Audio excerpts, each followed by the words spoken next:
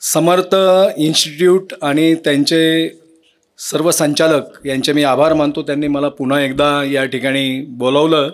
माझे मित्र आत्ताच त्यांनी सांगितलं, विष्णू मापारे माझा वर्गमित्र आहे आणि त्याने इन्सिस्ट केल्यामुळंच खरंच या ठिकाणी आलो. कारण वेळेचा प्रचंड प्रॉब्लेम माझ्यासारख्याला असो.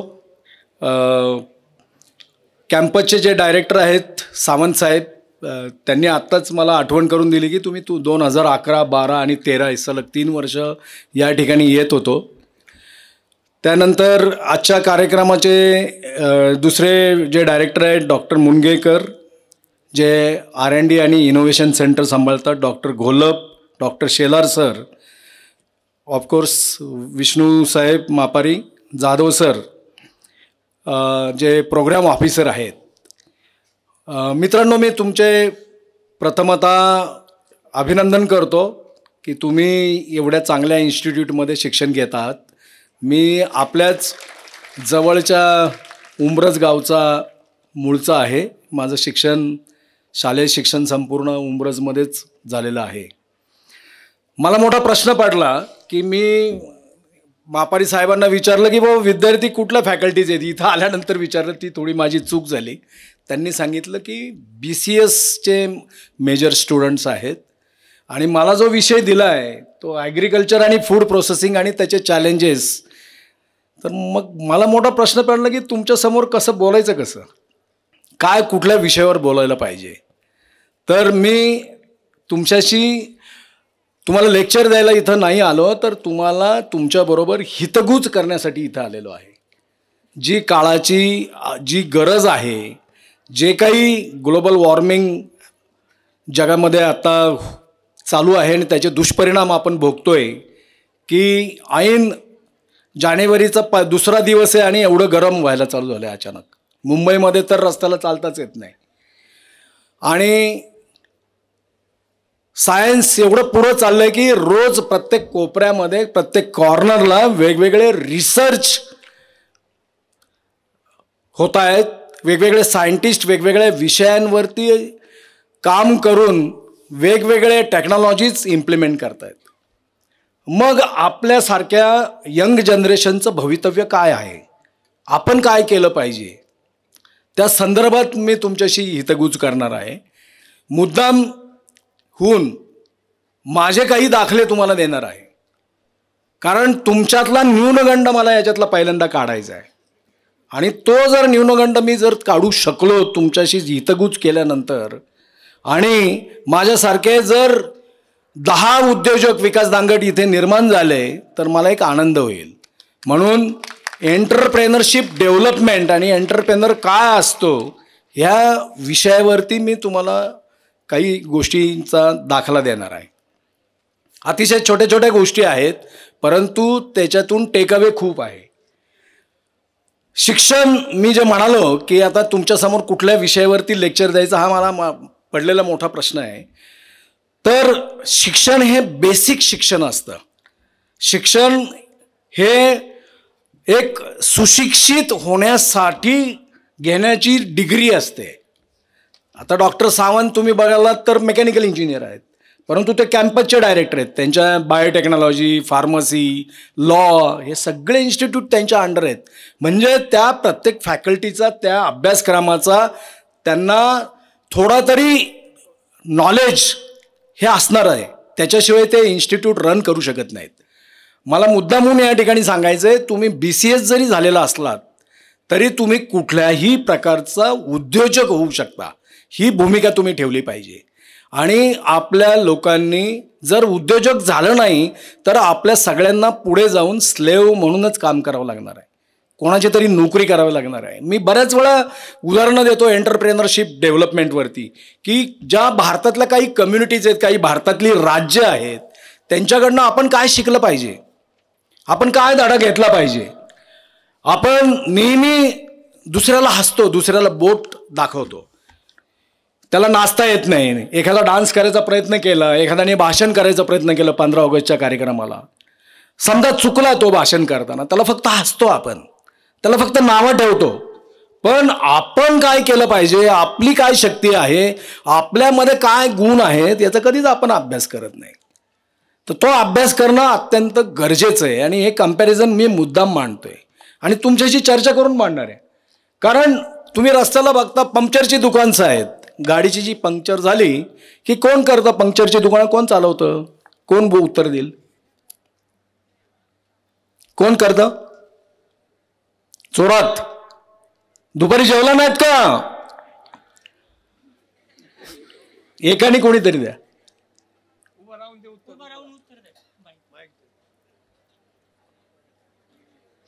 ठीक आहे. टू कर्टेल द टाइम, माद्रासी लोक मॅक्झिमम पंक्चरची दुकान चालवतात. स्वीट मार्ट शॉप कोण चालवतं आता सिटीमध्ये, किंवा ज्या 2nd tier सिटीज आहेत, 3 tier सिटीज आहेत, राजस्थान, किराणा मालाची दुकानं, फर्निचरचं काम, सोन्याची दुकानं, धान्याचा व्यापार, सोन्याचा व्यापार. आपण काय करतोय? हसू नका, मी तुम्हाला एकदम सिरियस मोडमध्ये नेणार आहे. तर मी इथं आल्याचा फायदा होईल, तरच मी इथं आल्याचा फायदा होईल. आणि हेच घडलेलं आहे आपल्या लोकांच्या बाबतीत. आपण फक्त हसायचं काम करतो. आपल्यात काय गुण आहेत हे कधीच प्रयत्न करत नाही. कारण बिझनेस करायला डिटर्मिनेशन लागतं. माझं ज्या सरांनी आत्ता इंट्रोडक्शन करून दिलं की मी नेहमी त्रिसूत्री सांगतो. मला माहीत नाही कोणत्या सरांनी, गाडेकर सरांनी, मला माहीत नाही त्यांनी कुठून ते पिकअप केलं. माझी त्रिसूत्री असते की तुम्ही काही करा, डान्सर व्हा, गायक व्हा, तबलावादक व्हा, चांबार व्हा, काही व्हा, पण जे काय कराल तुम्ही ते मनापासून केलं पाहिजे, प्रामाणिकपणे केलं पाहिजे आणि सातत्याने केलं पाहिजे. उद्या जर जनावराच्या पाठीमागे जायची वेळ आली आणि शेण गोळा करायची वेळ आली, ती सुद्धा त्याच्यात सुद्धा प्रामाणिकपणा दाखवला गेला पाहिजे. Nothing wrong. त्याच्यात प्रत्येक गोष्टीतनं हे शिकण्यासारखं आहे. आपण खरंच हसतो, पण ह्याच गोष्टी ज्या आहेत, ह्याच गोष्टींमुळं मी विकास दांगट म्हणून घडलोय. मी जे ग्रोनअप झालोय ते ढेकळ्यामध्ये ग्रोनअप झालेलो आहे. कंदिलात अभ्यास करूनच ग्रोनअप झालोय. स्वतः वाट लावून कंदिलाची तिथूनच अभ्यास करून एक उद्योजक बनलो आणि 108 देश फिरून आलोय, 9000 शहरं जगातली. का? मी पण 9वीला ABCD शिकलो. आमचं गाव तर पुनर्वसित गाव होतं. आमच्या गावामध्ये ABCD शिकवायला शिक्षकच यायचे नाहीत, कारण ST येत नव्हती. मग आम्ही आमचंच शिकलो. 9वीमध्ये खरं ABCD शिकायला मिळाले, 8वी 9वीमध्ये. आणि आज जेव्हा आम्ही संभाषण साधतो इंटरनॅशनल लेवलवर, तर ते इंग्लिशमध्ये असतं. मग त्याच्यामध्ये काही चुका होतात, चुका होणारच, कारण काय बाय बर्थ आम्ही काय इंग्लिश शिकलो नाही आहे किंवा शिकवलं गेलेलं नाही आहे. म्हणून मी घाबरलो का? नोकरीला लागलो एस्केप सारख्या मल्टीनॅशनल कंपनीमध्ये. तिथं सगळं संभाषण चालायचं ते इंग्लिशमध्ये चालायचं. मग त्याला न घाबरता न भीता आम्ही काम करत राहिलो सातत्याने, प्रामाणिकपणे. ट्रे साफ करायचं काम केलं मी पहिल्यांदा, इंजिनियर असून सुद्धा.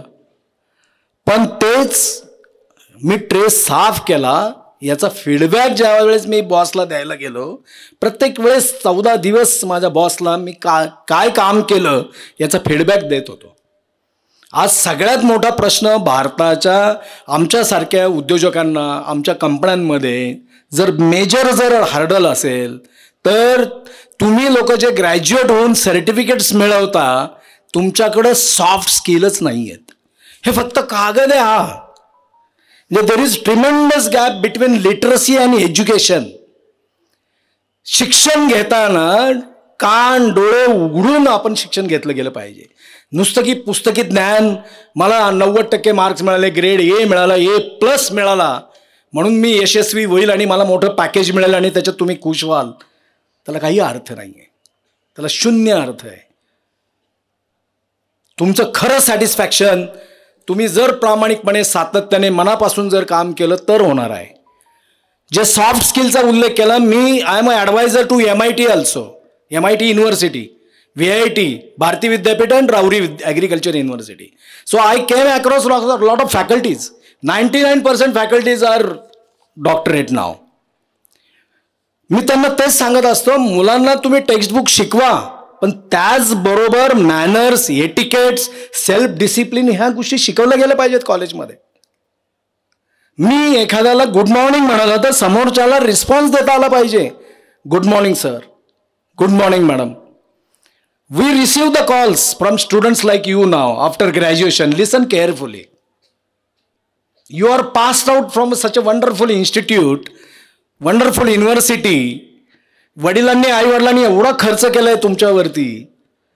तुम्ही 3-4 वर्ष या इन्स्टिट्यूटमध्ये शिकलात आणि तुमच्यासारख्या एखाद्या स्टुडंटचा मला कॉल येतो, माझ्या मुलांना कॉल येतो, माझ्या ऑफिसर्सला, मॅनेजर्सला, डायरेक्टर्सला, बाकीच्या कॉल येतो, तुमच्याकडे वॅकन्सी आहे का? कॉलची सुरुवात कशी होते बघा, तुमच्याकडं वॅकन्सी आहे का? काय अर्थ घ्यायचा आहे? काय, कोण बोलतंय? गाढव बोलतंय? गाढव? तुम्ही गाढव आहात? हे स्किल कधी आपण ॲक्वायर करणार आहोत? तुम्हाला मल्टीनॅशनल कंपनीचा दरवाजा दिसतो, टाटा बाजाजचे दरवाजे दिसतात, मोठमोठ्या कंपन्या दिसतात, इन्फोसिस दिसते, विप्रो दिसते. हे स्किल कधी आपण ॲक्वायर करणार आहोत? मी तर सावंत सरांना रिक्वेस्ट करेल की त्यांनी कंपल्सरी सॉफ्ट स्किल डेव्हलपमेंट हा प्रत्येक फॅकल्टीजमध्ये हा क्लास घेतलाच गेला पाहिजे. समर्थ इन्स्टिट्यूटमधल्या स्टुडंटच्या बद्दल असं मी जे स्टेटमेंट केलं बाकीच्या स्टुडंटबद्दल असं ऐकायला नाही आलं पाहिजे. तुमच्याकडे वॅकन्सी आहे का? मग माझा मुलगा असा रागून म्हणतो, येस आहे, उद्यापासून जॉईन व्हा चपरासी म्हणून. मग you don't care who is talking with him, because he received the call from such a wonderful postgraduate students की ज्याच्या वडिलांनी लाखो रुपये खर्च केलेत त्याच्यावरती, फी भरली आहे, आणि तो म्हणतो वॅकन्सी आहे का? Who are you? You have to introduce yourself first. I am so and so. Good morning sir. Is this right time to talk to you?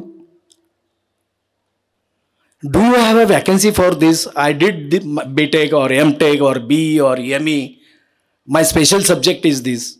I would like to work with your organization. Can you please give me an opportunity to get my interview? What is the right way? मग शिक्षण काय? Certificate, BCS, MCS, BE, ME, MTech. कोविडमधले तर pass झालेले engineer मला तर शॉकच आहे. Fundamental त्यांना माहीत नाहीत. इंजिनिअरिंगमधले फंडामेंटल्स माहीत नाहीत त्यांना. संज्ञा माहीत नाही आहेत. आज आमच्या संज्ञा आम्हाला अजून माहिती आहेत. मला तर मी जेव्हा एसकेएफला सुरुवात केली नोकरी करायला, तिथले मशीन नंबर्स अजून आठवतात. फॉरगेट अबाउट टेक्नॉलॉजी, तर ती आत्मसात झालेलीच आहे. ते तर बेसिक आहे, फाउंडेशन. मग त्या शिक्षणाचा उपयोग काय? तर तुम्हाला ह्या गोष्टीत आत्मसात करणं अत्यंत गरजेचं आहे. इंटरव्ह्यूला जातानाचा ड्रेस कोड कसा पाहिजे, कोणाकडे इंटरव्ह्यूला चाललाय, कुठल्या कंपनीत. मी विचारतो बऱ्याच वेळा, मी आता खालच्या लेव्हलचे इंटरव्ह्यूज घेत नाही, ज्युनियर लेव्हलचे. सिनियर लेव्हलच्या माणसाला जरी विचारायला गेलं, फॅक्टरी मॅनेजर आणि यांचे इंटरव्ह्यू घ्यायचा जरी योग आला, तरी त्या लेव्हलची पण काही लोक अशी आहेत की जिथे आपण इंटरव्ह्यूला चाललोय त्याची, त्या कंपनीची बॅकग्राऊंड काय आहे, ती कंपनी किती पाण्यात आहे, किती टर्नओव्हर आहे, कुठले प्रॉडक्ट आहेत, कुठले कस्टमर आहेत, कुठले क्लायंटेल्स आहेत, किती स्टाफ आहे, कोण प्रमोटर्स आहेत, त्यांची बॅकग्राऊंड काय आहे, काही माहीत नसतं. इंटरव्ह्यूचा कॉल आला, कुठल्या तरी एजन्सीने लेटर पाठवलं की आम्ही आपलं इंटरव्ह्यूला जायचं. अरे, this is a opportunity for you. देवाने दिलेली ही संधी आहे तुम्हाला. कुठलीच अपॉर्च्युनिटी बाळगून दुडकावून चालणार नाही आहे, चालत नाही आहे. आता आम्ही जो प्रॉब्लेम फेस करतो, मला एका लेक्चरला बोलवलं अशाच इन्स्टिट्यूट, SLLIC म्हणजे सकाळचं लर्निंग सेंटर आहे ॲग्रिकल्चर कॉलेज बाणेरला, आणि सब्जेक्ट दिलं expectations of corporates from teaching institutes किंवा students passed out, who are passed out as a graduate or post graduate students. What are the expectations from the students. मी त्यांना तेच सांगितलं, ह्या साध्या गोष्टी की ह्या गोष्टी जर तुम्ही आत्मसात, प्रॉडक्टचं नॉलेज नसलं तरी चालतं, product knowledge over the period with experience येतं.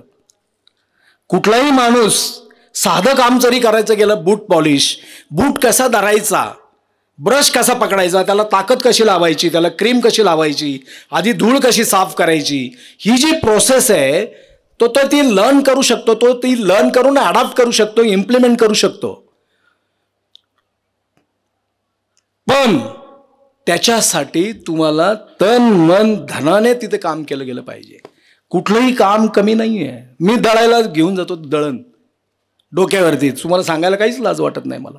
पायात चप्पल नसायची, दळण घेऊन जायचं. 3 किलोमीटर चालत गेल्यानंतर तिथं लक्षात यायचं की गिरणीचा पट्टा तुटलेला आहे. मग आम्ही निरीक्षण करायचो गिरणीच्या पट्ट्याचं. मग पट्टा जोडला कसा जातो. दुसऱ्या वेळेस गेलो त्यावेळेस आता ठोकायला चालू केलं होतं. अरे हे ठोकायला म्हणजे काय करतात, संज्ञा त्यावेळेच्या ज्या टर्मिनॉलॉजीज आहेत त्याचा उल्लेख करतोय मुद्दाम. त्या अशा भिनलेल्या आहेत डोक्यामध्ये. त्या टेक्नॉलॉजी देऊन गेल्या आम्हाला, नॉलेज देऊन गेलं. ह्या साध्या नसतात पण त्याला तो दृष्टिकोन